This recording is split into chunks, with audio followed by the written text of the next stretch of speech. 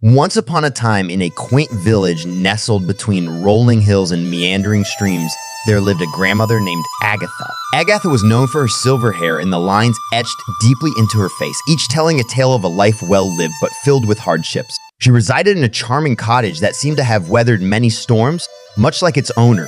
Agatha had a granddaughter named Emily, a delicate and kind-hearted girl with eyes that sparkled like the morning dew on a spring leaf despite Emily's gentle nature. Agatha treated her with a coldness that sent shivers down the spines of those who witnessed it.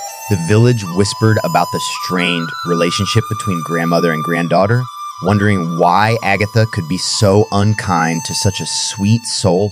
Behind closed doors, Agatha's mistreatment of Emily was far worse than anyone imagined. She criticized every move Emily made, finding fault in the simplest of actions. Whether it was the way she spoke, dressed, or even the friends she chose, Agatha never missed an opportunity to belittle and humiliate her. Emily bore the weight of her grandmother's harsh words with a heavy heart. She yearned for a warmth that Agatha seemed incapable of offering. The other villagers couldn't fathom why Agatha behaved this way, as she had once been a beloved member of the community. Something within her had shifted, and the source of her bitterness remained a mystery.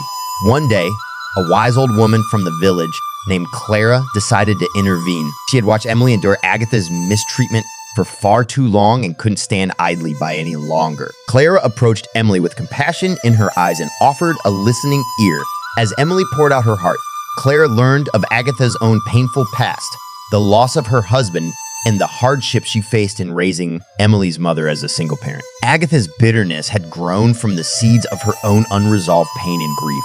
With newfound understanding, Claire decided to confront Agatha. She spoke to her about the importance of healing and forgiveness, encouraging her to see beyond the shadows of the past and embrace the love that still existed within her family. Agatha, initially resistant, found herself unable to deny the truth in Clara's words. Slowly, a transformation began within her. She started to reflect on her actions and the pain she had inflicted upon her granddaughter. Agatha realized that her mistreatment of Emily was a manifestation of her own unresolved wounds.